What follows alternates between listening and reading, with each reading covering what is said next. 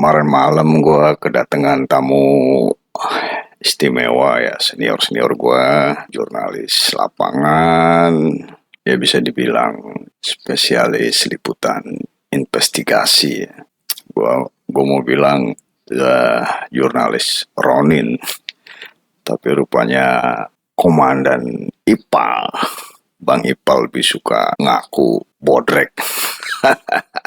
Tabrak-tabrak masuk. Apa yang diceritain, dan emang gue mau explore ya soal temuan-temuan teman-teman Bad Boys di lapangan. Bad Boys ini ada beberapa ya gabungan beberapa jurnalis investigasi ya. Selain Bang Ipal juga datang Bang Arai. Gue mau explore temuan-temuan mereka soal kasus BLBI yang menyebut-nyebut bank sentris di situ. Yang pertanyaan besar di balik kasus BLBI yang menyebut-nyebut bank sentris itu ialah kenapa kita harus percaya kalau bank sentris itu tidak terlibat dalam pusaran dana BLBI. Wah, itu dipaparkan oleh Bung Ipal dan Bung Ara ya. Ya sebagai jurnalis ya pasti awalnya skeptis dong, tapi temuan di lapangan itu terungkap bahwa banyak kejanggalan-kejanggalan yang membuat bank sentris ini masuk dalam pusaran kasus dana BLBI. Ya kejanggalan-kejanggalan, temuan-temuan di lapangan itu yang cukup penting ya, yang menegaskan kalau bank sentris itu tidak terlibat di dalam pusaran dana BLBI. Adanya rekening rekayasa, rekening ganda ya. Soal rekening ganda ini terungkap di pengadilan, dan fakta adanya rekening ganda pun yang menyodorkan rekening rekayasa itu, yang menyodorkan adalah pihak BPPN selaku penggugat bank sentris waktu itu. Dan ini juga diamini oleh pejabat BI, dalam hal ini Humas BI ya. Ada tahun 2000-an pernah diungkap juga di media mainstream. Sementara Pak Andri Teja Dharma selaku komisaris bank sentris itu rekening bukan milik bank sentris. Bank sentris punya rekening yang ori. Jadi di sini ada rekening ori dan rekening rekayasa. Inilah yang membuat teman-teman dari Bad Boys itu makin penasaran ya, kok ada gitu model-model praktek-praktek kayak gini. Temuan-temuan selanjutnya lebih menarik karena ada hal-hal yang coba ditutupi oleh pihak-pihak tertentu, bahkan sampai kepada temuan-temuan yang ya luar biasa juga kalau gue bilang. Ini teman-teman Bad Boys ini menelusuri salah satu putusan kasasi EMA yang bahkan itu diragukan salinannya diragukan oleh salah satu hakim yang tertera namanya di situ sebagai hakim agung yang memeriksa perkara tersebut, dan bukan main-main. Siapa itu? Profesor Bagirmana, yang kita tahu pernah menjabat ketua MA gitu ya. Kan menarik gitu. Cobalah silakan disimak obrolan gue sama teman-teman dari Bad Boys ini. Malam ini gue kedatangan tim Bad Boy yang pernah gue sebut-sebut dulu, sekumpulan jurnalis gaek investigasi yang lagi concern banget ngurusin kasus BLBI ya, karena ini juga kayak kasus yang udah akut menaun kayak nggak kelar-kelar. Dan kemarin juga sudah dibentuk Satgas BLBI sama Presiden Jokowi, dan setahun juga nggak kelar juga, dan diperpanjang lagi sampai Desember tahun ini, sampai Menko Polhukamnya juga diganti. Nah sekarang gue kedatangan tim Bad Boys, dan gue juga pengen tahu hal-hal apa sih yang mereka temuin di lapangan. Kayaknya seru banget gitu ya. Ya ini di sebelah gua Irwan Siswanto. Siap. Ya, gue biasa manggilnya Bung Ipal. Siap. Di sebelahnya lagi itu yang lagi megangin kopi, Bung Arai. Gue biasa manggil Arai. Nama aslinya gue nggak tahu siapa nih, Sudarsono apa Hari Sudarsono? Harsono. Hai Bung Arai. Siap. Kita langsung aja ya. Kalau gua boleh tahu gitu ya.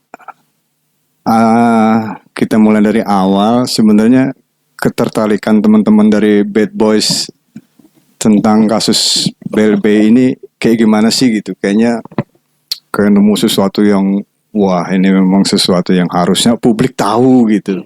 Bisa diceritain gitu Bung Ipal, hal-hal menarik apa yang ditemukan teman-teman di lapangan terkait kasus Bang BLB ini ya, dan terutama ya karena yang sering gue muat kemarin di YouTube gue tuh soal Bang Sentris itu mungkin salah satu aja gitu. Kita nggak tahu dah. Nanti kita tanya dulu apa temuan-temuan teman-teman di lapangan. Silakan Bung Ipal. Ya, makasih. Kok. Wah, sebenarnya kalau ditanya yang menarik apa, banyak banget menariknya nih. Terus terang aja sih, yang karena bikin yang pertama menarik, utamanya lagi bikin apa ya? Sebagai ya jurnalis, bukan wartawan, tapi belum dalam posisi abal-abal lah ya, bodrek lah ya, kita ngaku bodrek aja deh, wartawan bodrek. Ini kasus besar, menarik, tapi dengan data yang komplit. Tapi kita coba kelempar, kita kan nggak tadi abal-abal, kita coba ke media mainstream. Kok media mainstream nggak ada ngangkat, kan penasaran juga. Apa nih jadi itu bunuh. Udah bikin penasaran. Itu aja udah mengundang pertanyaan besar, gitu kan ya. Iya, udah menanya pertanyaan besar. Kenapa nih media mainstream? Iya. Terus kemudian akhirnya juga dapat tuh kan, di bawah dulu pernah ada media mainstream mengangkatnya tahun 2003. Wah itu lengkap tuh media mainstream, kita baca, wah ini semakin begitu kita tanya, ternyata itu langsung diborong lah. Zaman 2003 mungkin biasa kali ya, kita tahu. Iya. Majalah-majalah kalau muncul langsung diborong. Gimana caranya oplahnya habis nggak sempet dibaca masyarakat gitu. Itu. Iya. Nah, kita penasaran pertama di situ. Pertama emang udah ngeliat datanya ya, udah diceritain, maupun datanya pertama dikit-dikit aja tuh. Kita juga masih meraba-raba. Tapi punya keyakinan dengan media mainstream ngangkat kemudian diborong, dan juga ada kelihatan benang merahnya ya. Yang utamanya adalah adanya rekening rekayasa di Bank Indonesia itu jadi wah, kok bisa gitu terjadi di Indonesia gitu kan. Itu kan yang nggak pernah terungkap di publik ya, mungkin dulu pernah dimuat cuman nggak terekspos secara karena tadi diborong itu kan. Iya, itu yang bikin wah, mungkin di zaman sekarang ini kita bisa lebih bebas lah memberi informasi ke masyarakat kan. Temuan dari teman-teman Bad Boys gimana tuh soal itu kan menarik juga, tiba-tiba ada rekening cloningan atau rekayasa yang mencuat di kasus BLB ini yang dari dulu kita nggak pernah denger gitu. Bisa cerita nggak tuh awal mulanya itu gimana bisa ketemu barang itu tuh? Nah itu tadi itu dengan pertama sih narasumber nggak mau terbuka. Awalnya pertama ketemu bikin buku menceritakan tentang 98 juga masih sumir lah ya. Tapi begitu kita saya dikasih bukunya, cuman saya belum nebak tuh kasusnya Bang Sentris tuh nggak pernah tuh nebak. Ya cuman saya punya bilang, wah ini kayak isinya membela diri nih. Kalau ini sih sudah bilang Bapak membela diri nih, gitu kan. Wah mungkin dia skeptis lah. Dia langsung besoknya saya dikasih data dibuka, kaget saya lihat, wah kok bisa begini. Terus masuk yang tadi majalah yang tadi saya sebutkan tuh, wah ini baru kita coba membantu lah, istilahnya bukan membantu sih, memang harus menelusuri lanjut gitu ya. Karena konteksnya kan saya sebagai wartawan bodrek nggak punya media tempat yang bertahu secara resmi kan gitu, bingung juga nih. Karena tadi ada tanda tanya besar itu kan udah mulai ada satu titik tuh kan, titik poin tuh. Ternyata rekening itu ya. Rekening itu mulai membuka. Itu data dari Pak Andri langsung. Dari Pak Andri langsung kita pelajari, tapi ya saya juga kan bukan wartawan istilahnya mengerti ekonomi. penjelasannya sangat jelimet banget nih. Bagaimana memahami apa yang terjadi di perbankan gitu kan. Tapi kan kalau secara hukumnya kita paham. Ketika dijelaskan bahwa bank sentris dibekukan pada 98, terus data mereka nggak punya gambaran lah hukumnya nih, nggak punya, kemudian digugat, ditagih, digugat, kemudian di sidang. Nah, kemudian terbuka bahwa bukti-bukti itu datang dari penggugat sendiri. Dengan penggugat dalam hal ini BPPN, ya, oleh jaksa penuntut JPU dari kejaksaan sebagai pengacara negara ya, mewakili BPPN. Iya, pihak tergugat malah nggak ada dokumen gitu ya. Tergugat nggak punya dokumen karena disita kan di BBO itu loh, kayak seperti langsung di polis lain lah. Semua dari itunya pokoknya begitu diusir lah keluar dari kantor tuh. Udah nggak bisa bawa apa-apa. Jangankan dokumen. Di tahun 98 itu ya? 4 April 98. 4 April 98. Nah, itu diusir, bahkan ada yang bilang tuh dokumen pribadi aja nggak boleh dibawa gitu. Apalagi dokumen kantor. Itu saya ketika tanya apa aja, ya semuanya lah. Data yang disita. Jadi kalau dibilang istilahnya kalau ada perampokan mobilnya doang kayak biasanya ngerampok kayak dibegal ya. Ini emang surat-suratnya gimana coba? Kalau kita kemudian yang punya mobil ngakuin itu mobil saya, lah buktinya nggak punya gitu kan. Repot juga. Nah, begitu dikatakan bahwa di sidang di PN menang, kan memang malah dinyatakan menang, padahal buktinya itu dari pihak penggugat. Jadi gugatan BPPN ditolak, artinya kan bank sentris menang. Poin pentingnya apa di persidangan itu? Poin pentingnya yang ada nggak disangkut-sangkut masalah rekening? Ya itu yang kalau saya membacanya adanya rekening palsu itulah yang membuktikan bahwa bank sentris tidak menerima Rp1 pun dana BLPI. Oh, jadi itu jelas ya guys ya. Jadi masalah rekening rekayasa itu sudah dibuktikan di pengadilan. Jadi itu temuan yang sudah divalidasi sebagai putusan pengadilan gitu ya. Jadi kita proses masuk di persidangan terungkap dan karena keputusannya itu gugatan dari kejaksaan BPPN ya ditolak ya secara langsung, artinya di situ diakui keberadaan rekening rekayasa itu, yang itu salah satunya menyebabkan gugatan ditolak gitu. Jadi valid ya masalah rekening rekayasa itu diakui secara hukum ya. Emang ada barangnya itu kan? Ada barangnya itu. Ya. Jadi penjelasan apapun yang disampaikan itu berdasarkan bukti-bukti yang sah di pengadilan, berdasarkan bukti yang diajukan oleh penggugat sendiri. Itu yang bikin jadi poin kita. Jadi wah, berarti kan Bang Sentris memang benar-benar gak salah di sini. Makin penasaran juga. Kenapa udah seharusnya menang, di PN menang, di PT ya judulnya menang juga, walaupun kalau hukum itu NO ya. Gugatan itu nggak diterima, gugatan oleh BPN nggak diterima lah. Nah, kemudian kasasi 2002 kasasi kontra memori kasasi diajukan, nggak ada keputusan tuh, kasasi ngambang. Nah, tapi kan begitu kita tahu kasus ini kan baru tahun 2000, saya tahu tahun 2022 ketika mengenal Pak Andre gitu. Seperti awal tadi saya cerita, ketika saya bilang membela diri, dia baru mengeluarkan bukti-bukti. Kalau seperti kayak begini gimana? Mendapat kaget saya bilang kan gitu. Jadi itu salah satu hal yang sembunyikan dari publik ya. Ya kalau gue juga baru tahu, malah lebih baru lagi taunya masalah rekening rekayasa itu.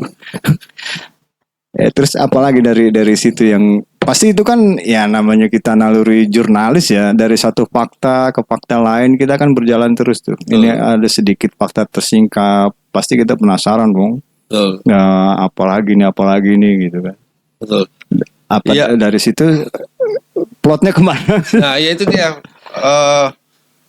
Kan cuman waktu itu hanya mencerita, kemudian terbentuknya Satgas BLBI yang kemudian nagih Nah,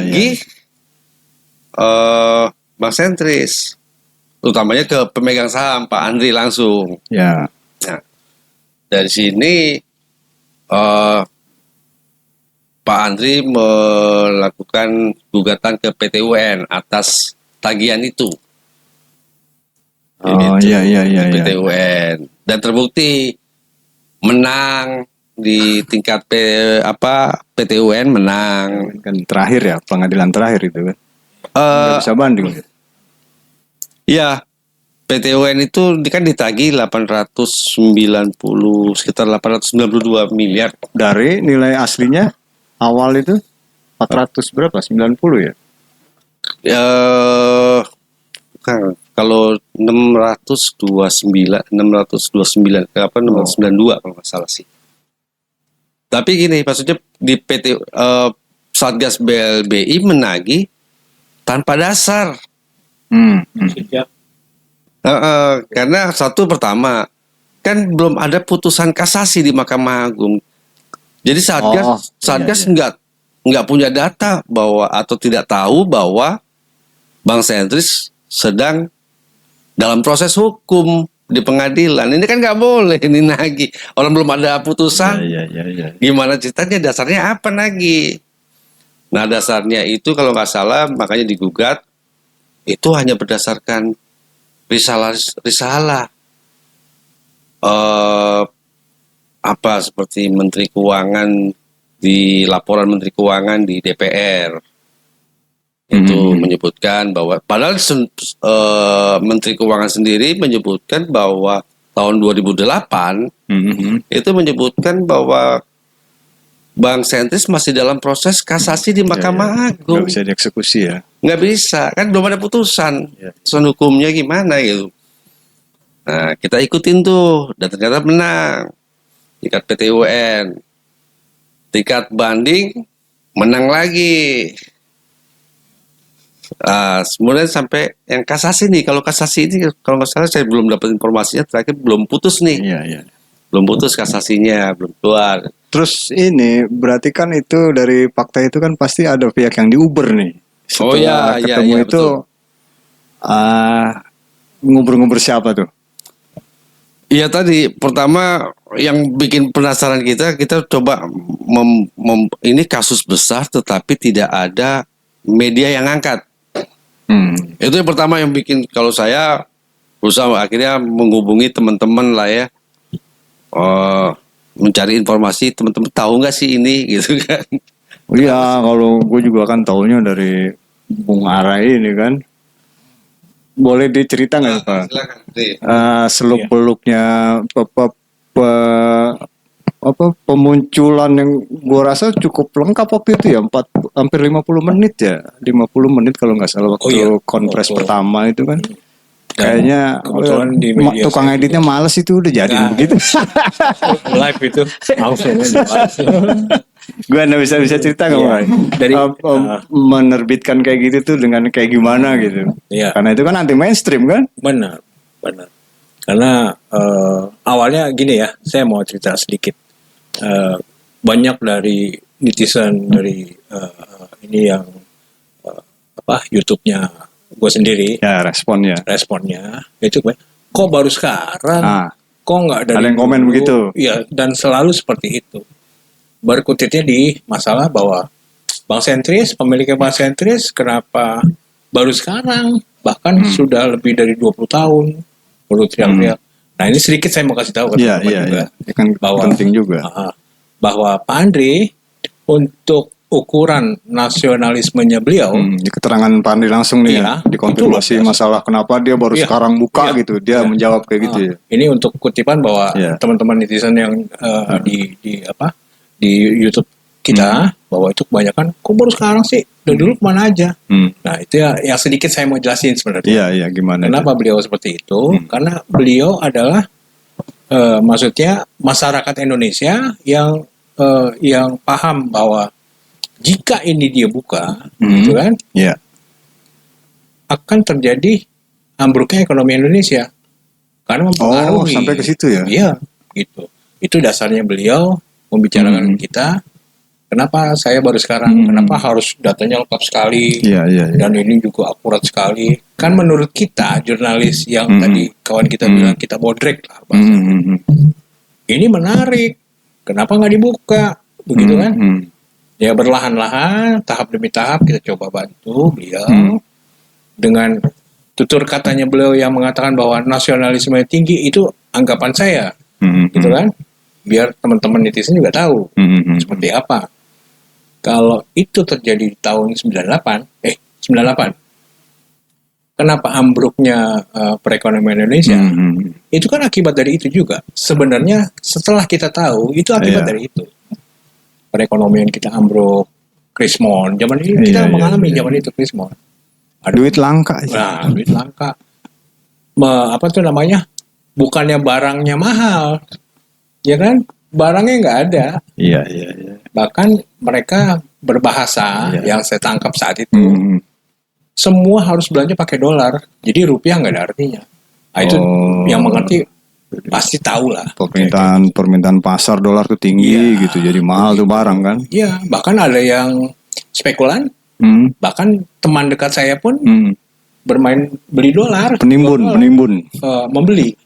Itu ditimbun. Ya, saat dia membeli dolar dengan harga contoh 2.500. Iya, awal. Minggu depannya sudah 7.000.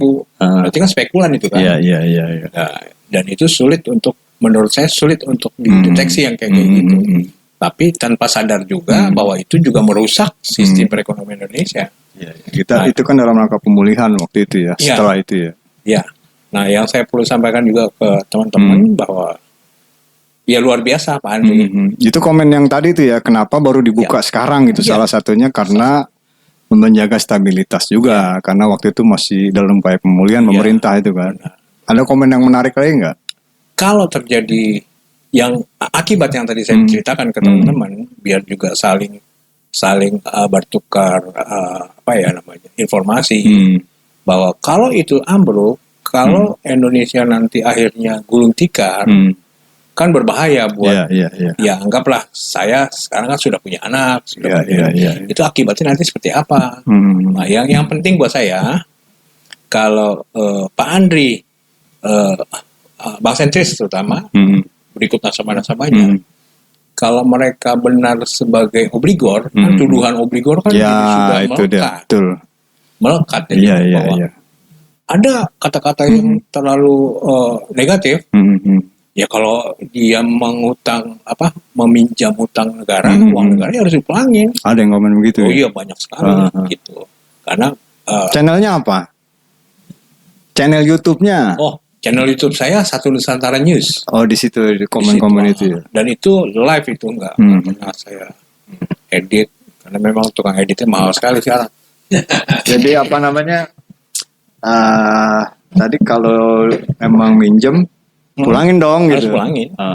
Brand itu yang nempel itu di ya iyalah kalau misalnya emang itu yang disebarkan ke masyarakat selama bertahun-tahun kan, bahwa mereka yang terlibat di yang disebutlah nama-namanya, mau terlibat kayak mau kagak, pokoknya kalau udah kesebut ya udah obligor gitu. Kalau obligor artinya peminjam duit dan harus dipulangin kan begitu.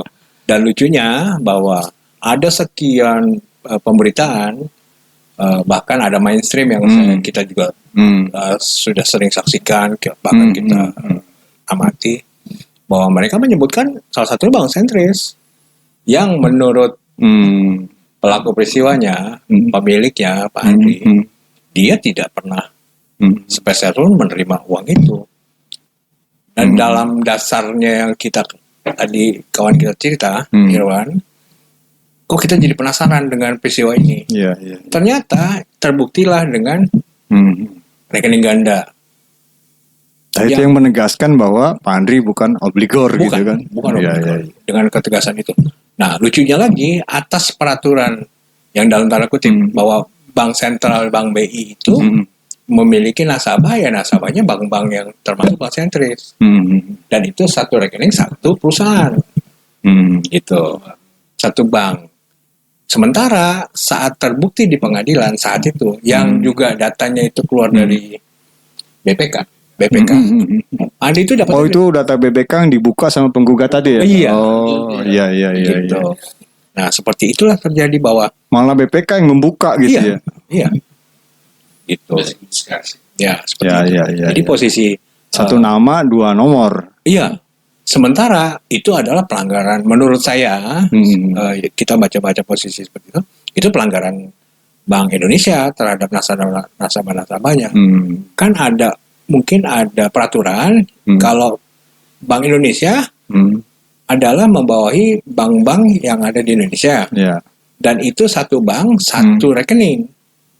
Yang bisa clearing pun satu. Iya. Sementara ini kok ada dua. Terbuktilah di pengadilan. Gitu. Iya. Jadi sebenarnya kalau mengambil dari fakta persidangan itu sebenarnya sih memang bukan obligor banget gitu kan. Iya, bahkan kesenggol-senggol pun enggak gitu ya. Enggak.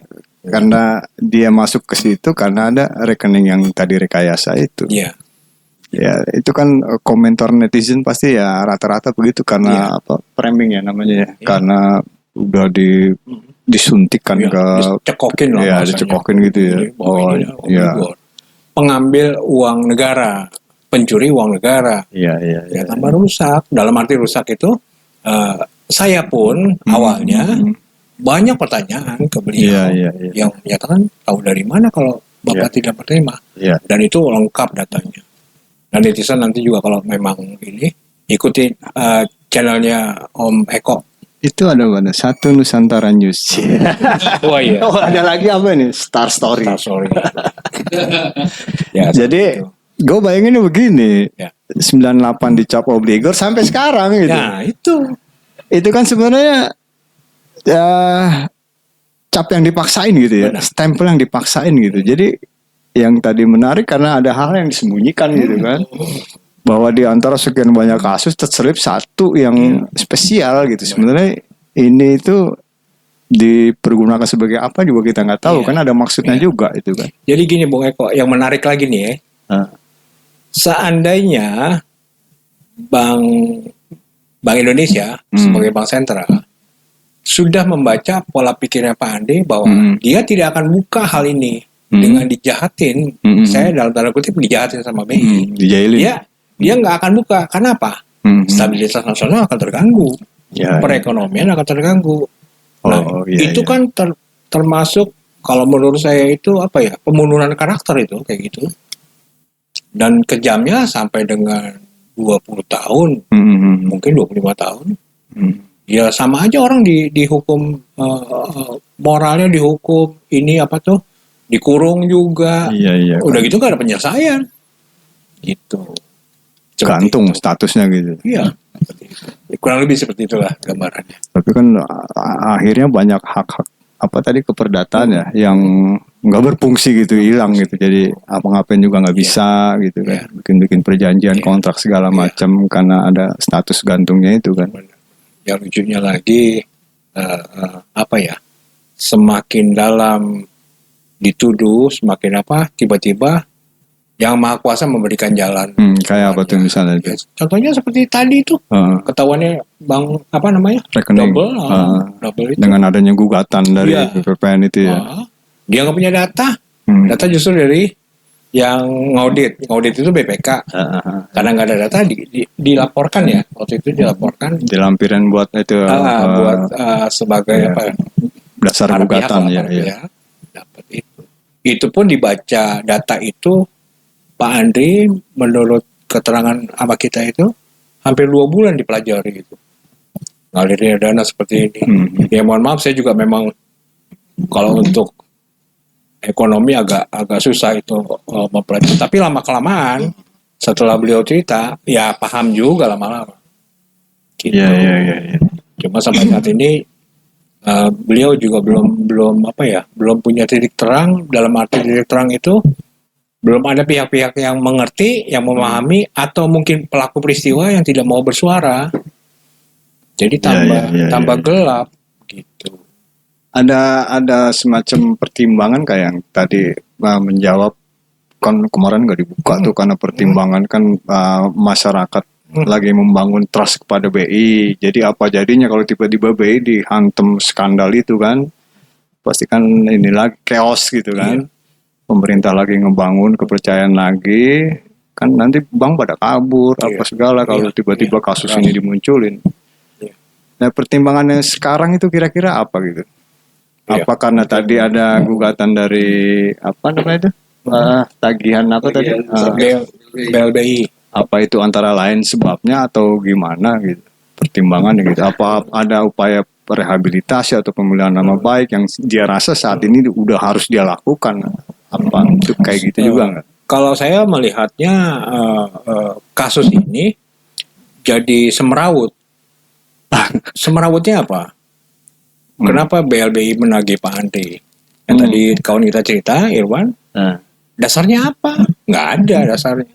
Tapi karena menurut si pelaku peristiwa dari salah satu satgas BLBI atau apa KPKNL ya, dia menyatakan bahwa saya hanya menjalankan tugas, Pak. Tapi kan mereka orang pintar, begitu.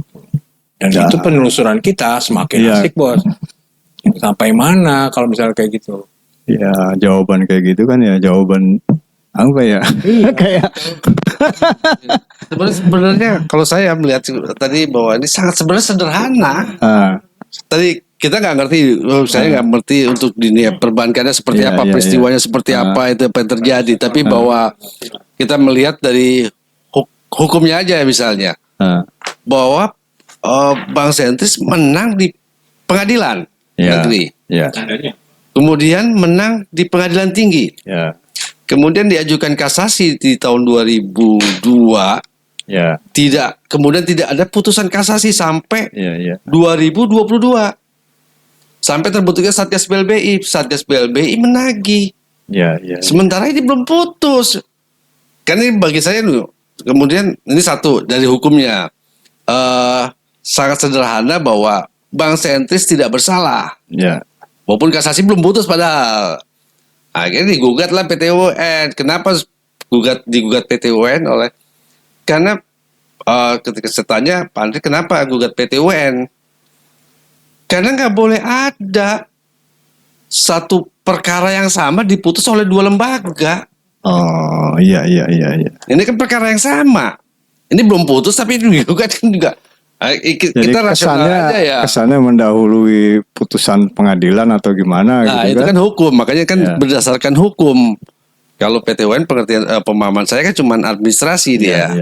Harus berdasarkan putusan pengadilan gitu, jalur hukum ini yang dari situ akhirnya melihat bahwa ini terjadi ada kejahatan yang dilakukan ini dari yang tadi proses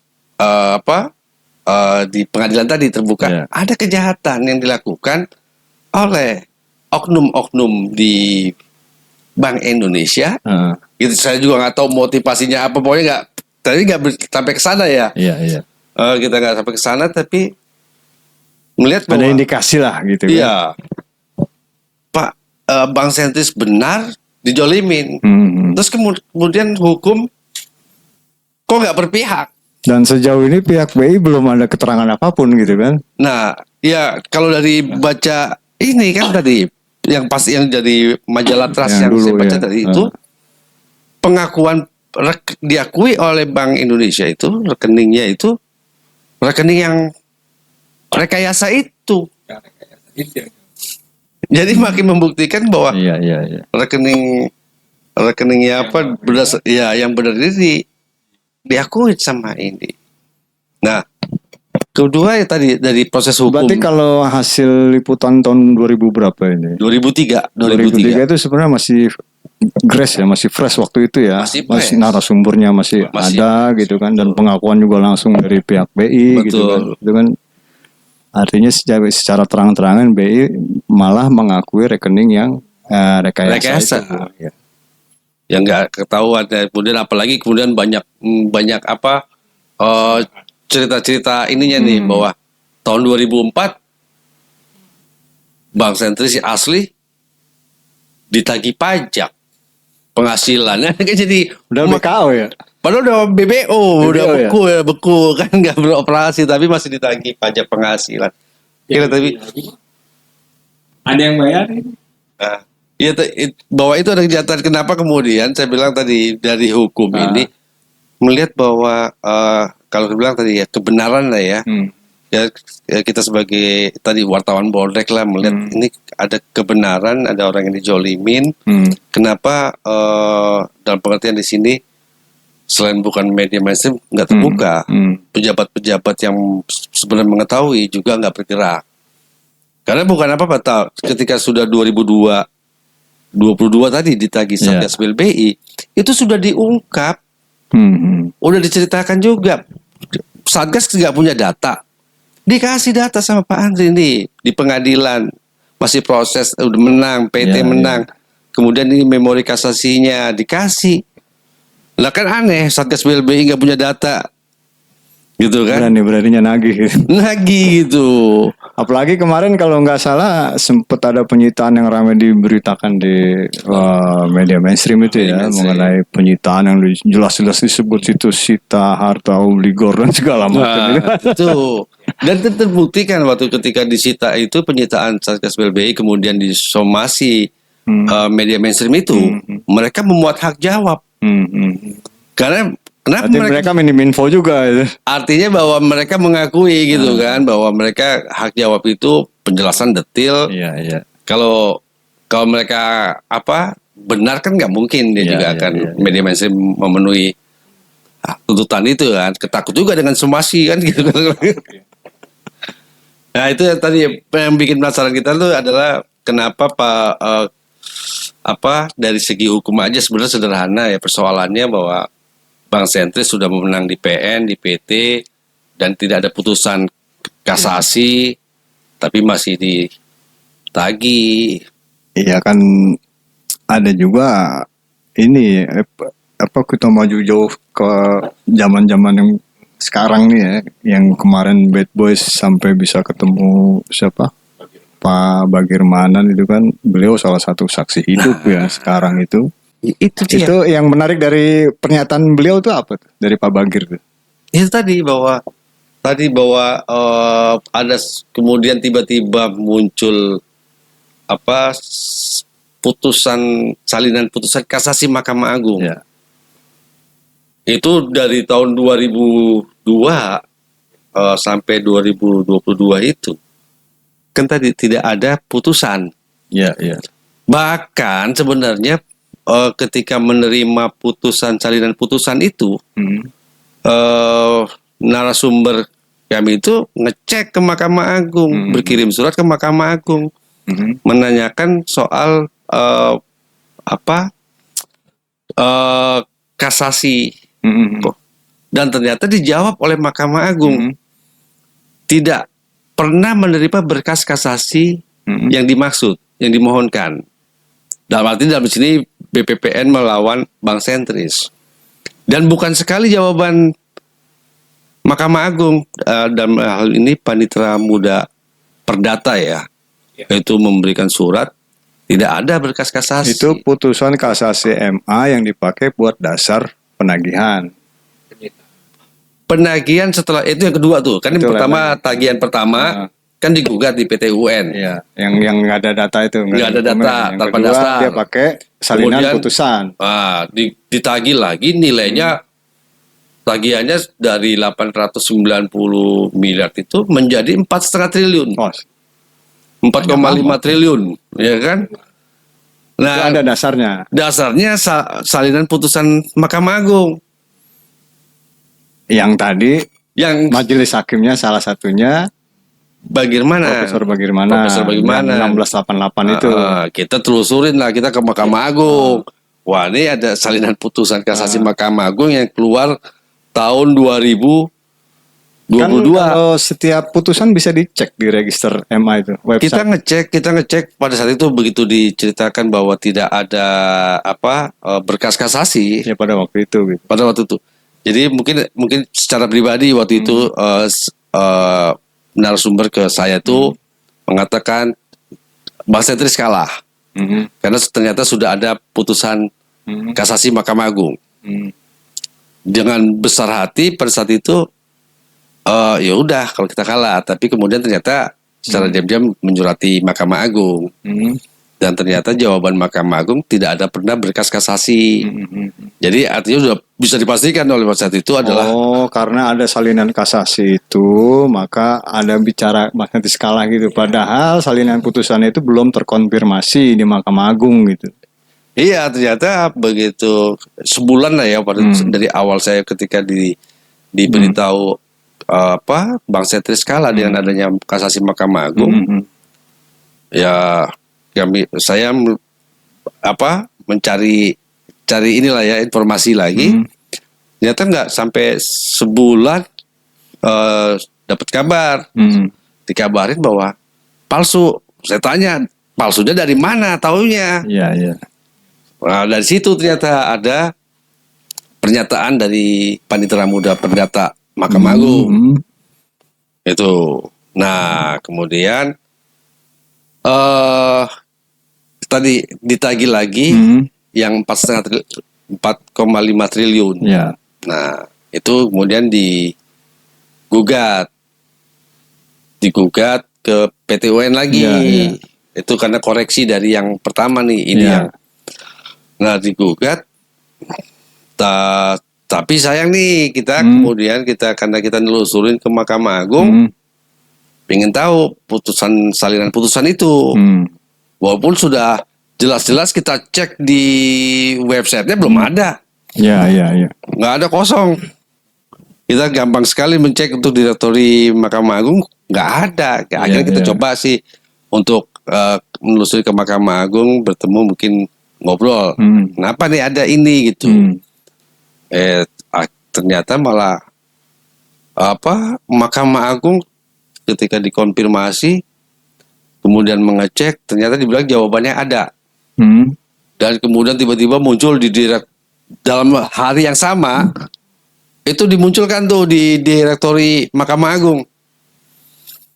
Nah, mati kita gitu kan, ada gitu. Berarti kan ini kan semakin membuat kita tadi bahwa ini kejahatan yang maksudnya sebenarnya hukum gamblang gitu ya bagi kita ya, karena kita wartawan boldek kita belajar itu seruntulan ya.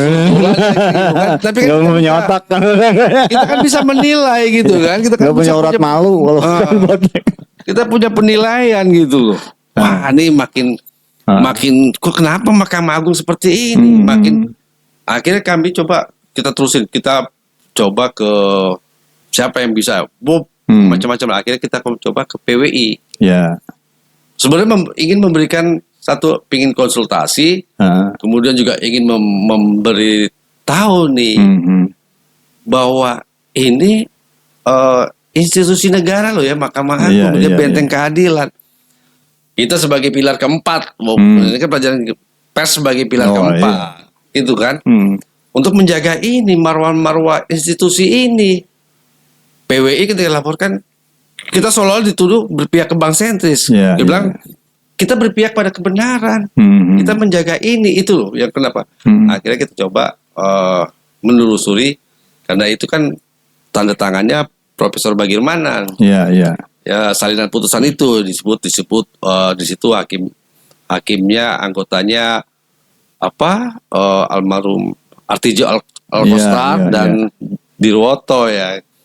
Kita berusaha untuk ketemu konfirmasi ke Bagirmana sebagai ketua majelis, bahkan di dalam salinan putusan itu sebagai ketua majelis hakim. Nah, ya dengan cara kita lah ya, kita akhirnya ketemu Pak Bagir. Ya. Walaupun sudah pensiun, udah lama dia, usianya 82 tahun ya. Iya. Kita Mhm. kita ngobrol, kita kita informasikan ke Profesor bagaimana Salinannya itu. salinannya. Bagaimana ini ada pertama kok ada putusan di situnya di tahun 2006. Mhm. Tapi kemudian kenapa baru diserahkan ke pihak tahun 2022? Mhm. Apa jawabannya nih? Bagaimana sebagai karena dia yang bersangkutan Hakim Agung, mantan Iya, ketua Mahkamah Agung Iya, yang iya. namanya juga ketua majelis di situ digunakan. Ya dia kaget, masih kaget pertamanya gitu kan. Terus dia minta waktu tuh. Pertama akhirnya kita kasih salinan putusan, memori kasasi, kontrak Iya, kasasi, iya, iya. dia mempelajari untuk kemudian nanti hasilnya akan diberitahu ke kita. Dia sekaligus juga beliau waktu itu menyampaikan akan mencoba ke Top Mahkamah Agung ya. Ya kami juga diperintahkan untuk diinstruksikan untuk ke Iya. menjawab mendesak Mahkamah Agung mencari jawaban. Oh, mana ada arahan dari beliau kayak gitu Adalah ya. dari beliau Iya, untuk iya, kita tanyakan langsung ke Mahkamah Agung. Ya padahal kita sudah ke Mahkamah Agung lebih dulu. Udah bolak-balik ya. Kita lebih dulu gitu kan. Nah akhirnya kemudian 3 minggu kemudian lah kita ketemu Iya. dan saya tanyakan apa betul itu Pak Bagir yang membuat salinan Iya, putusan iya, itu, iya, berdasarkan iya. itu. Dan diakui oleh beliau bahwa itu bukan putusan saya. Jadi menegaskan bahwa itu palsu kan. Walaupun saya mengatakan nggak boleh gitu mengatakan palsu karena ada Iya. seperti kayak begitu. Jadi makin rumit lagi nih, makin artinya rumit. Ini kok negara jadi semakin gini. Iya. Karena apa ya? Ini Mahkamah Agung ya. Mahkamah Agung gitu. Kita bicara institusi ya. Institusi gitu saat Kok bisa gitu ya, seolah-olah gitu ya, Ya. apa yang dia dimau sama yang namanya Satgas gitu kok kayaknya diturutin. Nah, itu. Seolah-olah kayak gitu kan. kayak gitu. Kenapa nggak berkutik itu Mahkamah? Padahal ini kan putusan yang luar biasa kalau namanya kasasi ya, udah. Itu makanya kemudian Jadi aslinya putusan itu nggak pernah diketahui, salinannya aja gitu. salinan kita terima Akhirnya aslinya ngikutin salinan. aslinya belum tahu nih. Yang beredar kan cuma salinan putusan Iya, yang iya, diterima oleh Pak Andri gitu ya. Itu salinan putusan. Salinan putusan tanggal 2 November 2022. Ya. Oh itu temuan menarik ya. Artinya ini perspektif yang bisa membuka kita bahwa itu salah satu hal yang membuat kasus BLB itu akut, nggak kelar-kelar sampai sekarang karena ada indikasi keterlibatan banyak pihak ya, lembaga-lembaga resmi negara di situ yang seolah-olah ya berdasarkan temuan teman-teman bad boys di lapangan ya seperti diceritakan Bung Ipal tadi gitu. Dan ini juga sebenarnya bukan semata-mata bank sentris doang, ada kemungkinan juga nanti akan terbuka hal-hal lain. Nah dengan adanya pergantian Menko Polhukam dari Pak Mahfud ke Pak Hadi, aku juga pengen tahu juga nih berdasarkan apa yang udah dicapai oleh teman-teman di lapangan selama ini, ada nggak gitu yang mau disampaikan ke Menko Polhukam yang baru ini mengenai temuan-temuan yang gue bilang sih antik lah gitu kan. Betul. Dia harus benar-benar memperhatikan ini gitu. Betul.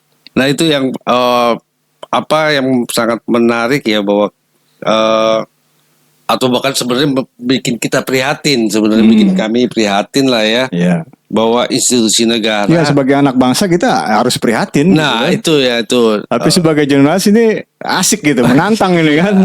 Ayo loh. Itu yang makanya kemudian kita masih mencoba untuk memang juga mengkonfirmasi mencari informasi tambahan ya ke banyak pihak yang ya istilahnya kenapa sih ini nggak Nah, di siapa yang paling berperan sih di Satgas BLBI itu Nah. bisa ngutak-ngutik segitunya gitu. itu Sebenarnya apa yang terjadi di dalam itu kan? itu yang satu yang jadi bahwa jangan sampai ini malah banyak menjerumuskan lembaga-lembaga lain nih. Kalau tadi Satgas BLBI kan itu kan terbentuk lembaga-lembaga lain nih, ada kejaksaan, ada BIN, Iya, iya. ada kepolisian. Nah, ini benar-benar. jangan sampai akhirnya kita punya kalau kami menilai kok jadi terlibat semua gitu. Membawa itu walaupun ini kan Satgas BLBI ini kan badan Iya, di iya. luar Kementerian Keuangan gitu. Ini iya DJK import. Ini yang sebenarnya bikin wah, nggak bisa. Sebuah seolah-olah dia punya power yang harus disokong sama semua lembaga negara yang berkepentingan gitu Betul, kan. itu kan Padahal itu artinya kan ada fakta-fakta yang ya dan tanda kutip dimanipulasi gitu akhirnya untuk mendukung kemauannya si Satgas gitu. Nah. Itu bahasanya kemauannya aja. Iya, itu kan susah kita jadinya. Lah Satgas ini banyak banget loh badannya gitu. Iya. Kepolisian, kejaksaan. Ini lembaga-lembaga hukum yang seharusnya kan menjaga. Itu yang bikin kami sebenarnya makin apa ya? Apa nih kan? Gitu. Hal yang kalau tadi bahwa alasan bahwa takut apa sebenarnya kan Tempo pernah juga sebenarnya mengetahui ya di dalam bocor halus itu ini ada konglomerasi perbankan. Terus kenapa nggak dibuka? Penasaran juga bertanya. Udah tahu kenapa nggak dibuka nih? Apa sih yang dilindungin gitu? Iya. Bahwa kalau ada persoalan apa menjadi tadi stabilitas ekonomi nasional. Iya, kenapa nggak dibenahi? Kenapa nggak diselesaikan? Ini kalau ini makin Jangan-jangan di Satgas BLBI ada perwakilan media mainstream juga. ya, kita nggak. Ya jadi Kita harus nuduh begitu dong. ya. Supaya jelas bedanya kita sama mainstream itu kan. Nah itu dia. Bagusan Nah, itu kadang-kadang pikir ya. ya bukan apa ya kita mau dibilang bangga bahwa Boldrek mau lebih dari media mainstream Tempo, Kompas atau apapun itu. Enggak, ya, tapi bukan. Prihatin aja. prihatin dengan negara ini lembaga-lembaga negara loh. Kan mereka seharusnya punya power lebih kuat daripada kita gitu kan. Gimana? Padahal ini kalau bilang tadi kita nilai ya. Kalau kita mengatakan ini kejahatan. Ini kejahatan yang kenapa harus dilindungi? Kenapa yang harus merusak banyak lembaga negara? Terus mau di mana mencari keadilan? Nah, sekarang mencari kita loncat ke poin penting yang gue pengen tahu nih sebenarnya apa yang menimpa bank sentris itu dialamin gak sih sama bank-bank lain gitu? Kira-kira gitu kan ini ya kayak gitu tadi kan bank di BKO cuman tiba-tiba BBO ya, Ya. tapi operasional tetap jalan segala macam, ada pajak segala macam. Ini gimana dengan temuan-temuan di lapangan ada apa ya, kita bisa nggak tuh menghubungkan dengan bagaimana dengan nasib bank-bank yang lain gitu? ya kalau kita Dugaan aja gitu. kalau kita mendugaan kalau sebagai naluri wartawan pasti menduga ini bukan hanya terjadi di bank sentris tapi di bank-bank yang beroperasi itu udah pasti dirampok. Karena seperti bank sentris semua Bahasanya dirampok men. iya pengertiannya bahwa kan diambil semua. Iya. Nggak disisain, Juga rampok lah. diambil semua surat-suratnya yang ada di dalam disita di yang kita bilang di polis line kan seperti kalau lihat ini ya Iya. apa satu dengan bank sentris perlakuan yang sama pasti akan BBO seperti itu ya kendaraan operasional kantornya Iya. itu lengkap semua udah hilang semua tuh. Dan Makanya dan menarik juga kan beberapa kepala BPPN masuk tersangka juga. itu dia nah makanya sebenarnya kan dia Tapi itu juga nggak membuktikan apa-apa gitu ya. Coba. Padahal udah jelas. Ada permainan. Dan itu juga setelah kita menelusuri ada beberapa lembaga keuangan seperti bank-bank yang dinyatakan memang obligor, Ya. yang akhirnya pada masa pemerintahan siapa saya lupa itu diampuni dengan nilainya juga besar gitu, kurang lebih 400 sekian miliar dinyatakan bebas tanpa harus mengembalikan, itu duit negara. Nah itulah yang menurut saya yang tadi netizen protes, ya nggak apa-apa, tapi harus diteliti bahwa mereka lah itu yang dinyatakan sebagai obligor dan memakan uang negara, itu dia. Dan diampunin. Itu dan diampunin. Kan luar biasa. Ya, nanti kalau netizen ada yang penasaran silakan aja ya, pada masa siapa barang itu keluar surat-surat pengampunan itu ya. Karena Bang Arya lupa katanya. Ya, menarik ya, kita akan membahas lebih jauh lagi mengenai hal ini. Mungkin ada fakta-fakta temuan selanjutnya. Kita masih akan terus tim Bad Boys dari Bang Ipal, Bang Aray. Sementara segini dulu karena udah malam dan kopi juga udah mau habis. Terima kasih udah nonton. Lu bisa nonton juga di channel Bang Ipal nih. Nama channelnya apa? News Comment. Bang Are tadi udah promo duluan. Dia punya satu Nusantara News sama Star Story. Oke bos. NKRI harga mati.